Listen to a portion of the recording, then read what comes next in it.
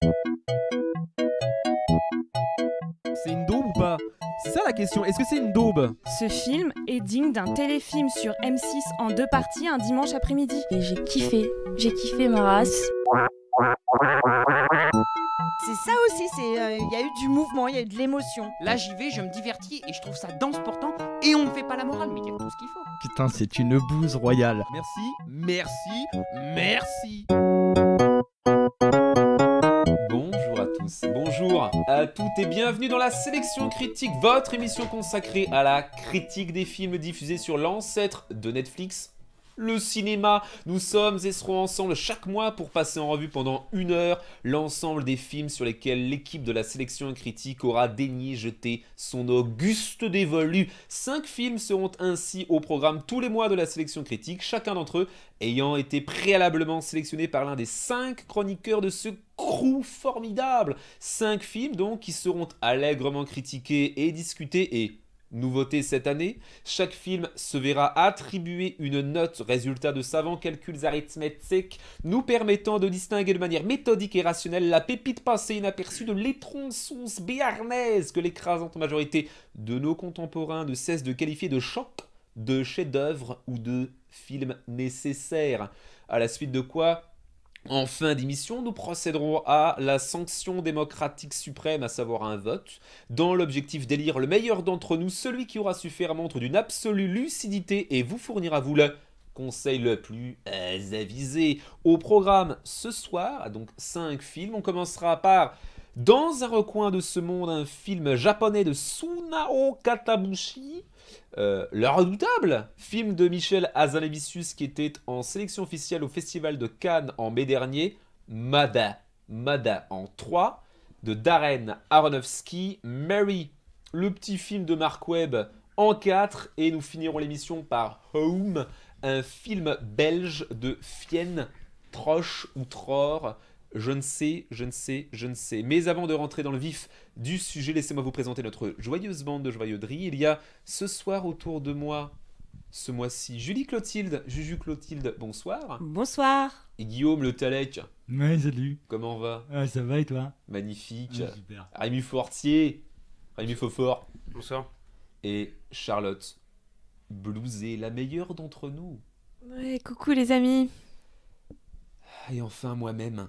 Quentin Mermet, votre sbire, qui aurait la lourde tâche d'animer les débats. Commençons sans plus attendre par le premier film de la sélection du mois de septembre. Et c'est Dans un recoin de ce monde, signé Sunao Katabushi, film japonais choisi par Julie Clotilde qui va vous le pitcher. Oui, donc c'est l'histoire de Suzu qui quitte Hiroshima en 1944, à l'occasion de son mariage, pour vivre dans la famille de son mari à Kure, un port militaire. Et la guerre rend le quotidien de plus en plus difficile. Mais malgré cela, la jeune femme cultive la joie et l'art de vivre. Attention, en 1945, un bombardement va éprouver son courage. Rémi, c'est toi qui commence. Yallah. Alors, l'animation japonaise, bon, c'est bien, c'est beau, c'est poétique, tout ça, c'est très cool. Mais après, cette fois-ci, le film est ambitieux en tentant la tragédie classique. On connaît tous approximativement au moins la date de la bombe A, et on la voit approcher inéluctablement, et impuissant, on voit les protagonistes avancer vers leur destin certain. C'est finalement une mine enfouie qui explose une vie et les rêves de l'héroïne, Espire, et on est ému, tout ça. Très proche du grand film, la réalisation hasardeuse nous vole le chef-d'œuvre. Je pense ici à l'épisode du rêve, dont on ne bite strictement rien, et qui parvient uniquement à nous sortir un instant du film. J'ai mis un 6 à ce film pour son ambition, en espérant voir d'autres films d'animation japonaise tenter de révolutionner le genre. Blousé, Carlotte. Moi j'ai eu peur au début, c'était pour moi une succession d'images à laquelle je ne comprenais absolument rien, avec ces personnages japonais qui ont une espèce de béatitude et qui rient sur n'importe quoi. Et puis l'air de rien, ça a évolué, ça s'est affiné, c'était plus clair. J'ai trouvé moi qu'il y avait une belle mise en scène, effectivement le rêve j'ai pas spécialement compris, mais bon, il y a une belle bande son, c'était joli, et puis c'est surtout rare de voir un animé qui traite d'un sujet aussi délicat et sombre sans entrer dans le glauque. J'ai trouvé ça didactique pour les enfants. Il y a beaucoup de scènes vraiment drôles en plus, c'est assez subtil. Et j'ai trouvé que c'était un beau mélange en fait de tradition et de modernisme. Voilà, après j'ai trouvé ça un pet long, mais bon, moi je trouve Ça dure plus de 2 heures, non? tout long. Hein. Oui, je crois que ça a duré plus de 2 heures. Hein. Et la bombe A arrive au bout de Oh, 1h50. À tout casser. Guillaume Latalanche. Alors moi je suis pas un spécialiste du genre film japonais, Pourtant, animation, tu es d'origine etc. japonaise toi-même. Évidemment, je m'appelle Guillaume Latanushi à la base, évidemment, et j'adore les sushis. Ce sont les clichés, s'il vous plaît. Non, je suis pas un spécialiste du genre, mais j'ai De quoi voilà, es-tu spécialiste? de absolument rien, D'accord. éventuellement des kebabs, auxquels je rajoute du fromage et c'est succulent. Non, en vrai, je peux parler, merci. Non, véritablement, j'ai beaucoup aimé. Je trouve ça extrêmement inventif. C'est un vrai film. Il y a moi je suis pas d'accord, je trouve que la mise en scène et la réalisation sont assez dingues. Il y a beaucoup de création, il y a beaucoup d'essais, c'est très artistique, si artistique peut être un compliment. Voilà, c'est particulier. Après, j'aime beaucoup l'angle qui est choisi. Je trouve qu'il y a 2 phases dans le film d'animation. Il y a vraiment la première partie qui est très justement animée, très féerique, c'est peut-être pas le mot, mais très rêveur, très utopique, tout ça. Et puis il y a une autre phase qui nous met totalement dans le concret, le moment où elle perd sa main et on n'en fait pas tout un plat, par exemple.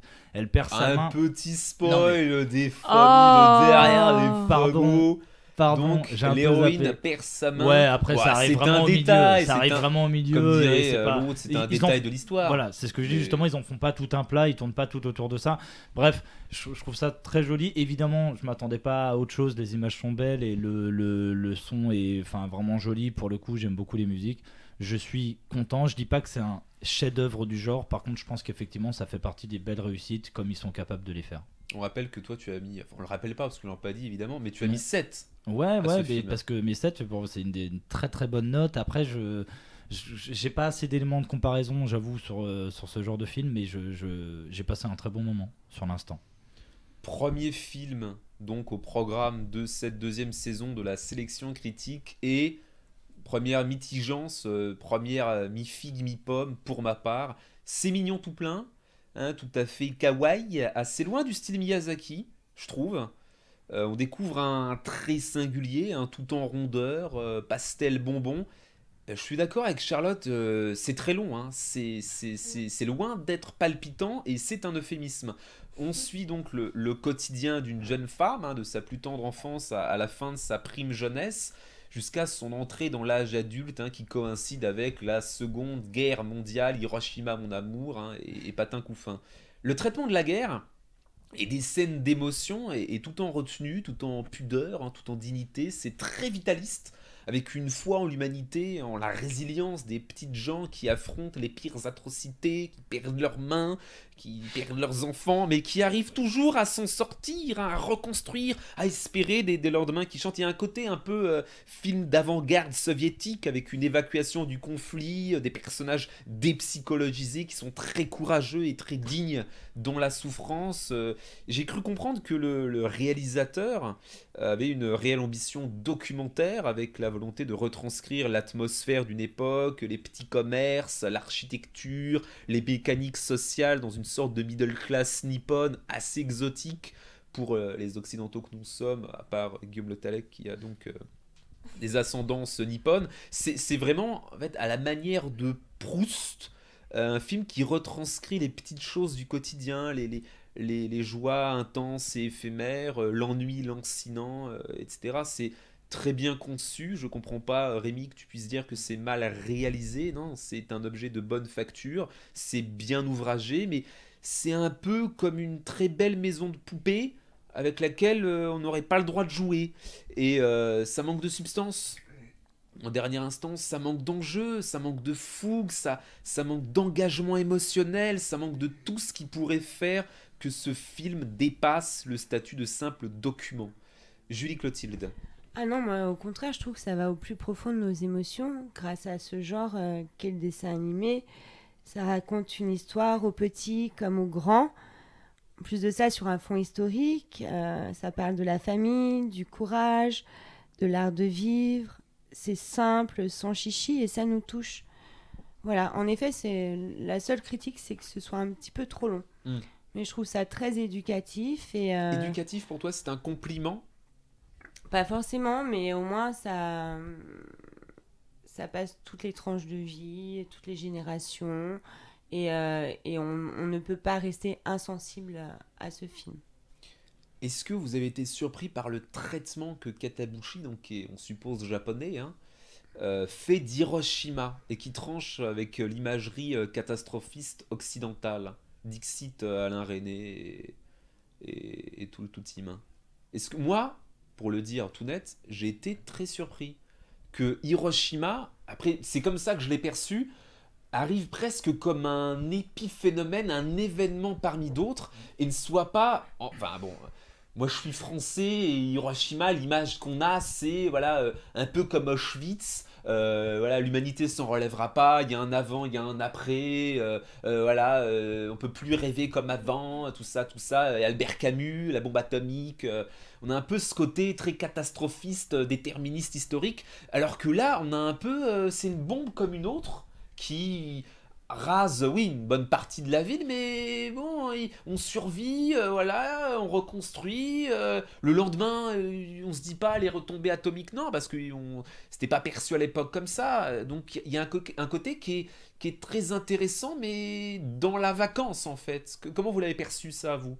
Ça vous a intrigué, étonné, pas du tout? En fait, moi j'ai trouvé ça intéressant parce que justement, tu le disais tout à l'heure, tu dis que donc le film de mémoire dure 2h09 et toi tu fais la petite blague inconsciemment et Hiroshima arrive à 1h50. Oui. Et parce que c'est pas un film sur Hiroshima. Mais en fait, exactement. hein. Voilà. Et en fait, nous, mais tous autant que nous sommes, pour le coup, on attend cette espèce de finalité qui est évidemment Hiroshima. Et en fait, ça n'est pas du tout.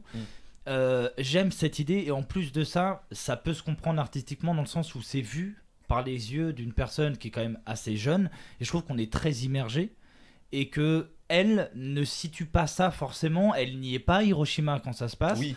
Elle est juste à côté. Voilà, elle entend, elle voit, elle a des informations, elle comprend. Maintenant, elle n'est pas autant au courant que nous on l'est vis-à-vis de l'histoire parce qu'on a des manuels. Et j'aime cette idée-là et je trouve encore plus intéressant le côté nous, alliés que nous sommes, voyant oui, c'est vrai, cette guerre. Et en plus, c'est attendrissant, alors que en théorie, nous qui montons le point Godwin, ça devrait être le mauvais camp, nos ennemis, on devrait avoir de la haine et on finit presque par être attendri par cette personne qui, voilà. Après, je vais pas dévoiler tout, mais voilà, je trouve ça vraiment intéressant l'angle. Je vais laisser la main aux collègues, mais juste avant, ce qui est intéressant, c'est que donc c'est un film qui se passe au Japon, à côté d'Hiroshima, dans les années 40, mais c'est pas un film sur la Seconde Guerre. C'est un film sur la vie de cette petite Go, dans le contexte de la guerre, mais la guerre n'est pas un sujet en soi et c'est ça que c'est intéressant. Charlotte, Rémi? Mais je pense que c'est ça qui est justement, parce que justement. Non, mais c'est qu'on voit les choses de l'intérieur. Bon, à plus petite échelle, nous regarde, on a eu des attentats à Paris, on continue à sortir, c'est toujours notre vie qui prend le dessus. Je veux dire, même s'il y a une bombe, même s'il y a la guerre, c'est un grand mot qu'on sort, je veux dire, il y a la vie qui continue, nous, on est au milieu de tout ça et il reste la personne. Enfin... Petit bémol, est-ce qu'un film peut tenir sur un régime exclusivement proustien pendant plus de 2 heures? J'entends anecdotes, petits moments où elle se balade, où elle entend les feuilles et tout ça. Est-ce que ça fonctionne en soi? Parce que là, on parle peut-être à des cinéphiles, mais on parle peut-être aussi à des gens qui vont y aller la fleur au fusil et qui vont se retrouver face à quelque chose qu'ils vont qualifier de chiant. C'est pour ça que le moment onirique est hyper important. Pour moi, ça m'a apporté une réelle respiration. Rémi, qu'est-ce que tu en penses? Rien. Tu n'en penses rien? Non, j'ai rien de pertinent à dire. Je ne prends pas la parole. Dernier mot, Guillaume. Du coup, j'en profite. Juste, je comprends ton interrogation et la dernière question que tu poses. Juste, c'est aussi à ça que servent. C'est con, mais les belles images et et le dessin animé aide aussi à faire passer ces moments-là. C'était donc Dans un recoin de ce monde, réalisé par Sunao Katabushi. Ça a été choisi par Julie Clotilde ici même. C'est sorti le 6 septembre. Et on a décerné à ce film une note moyenne de 6,2 sur 10 qui, via le barème qu'on s'est fixé entre nous, entre 4 yeux, le qualifie de film correct.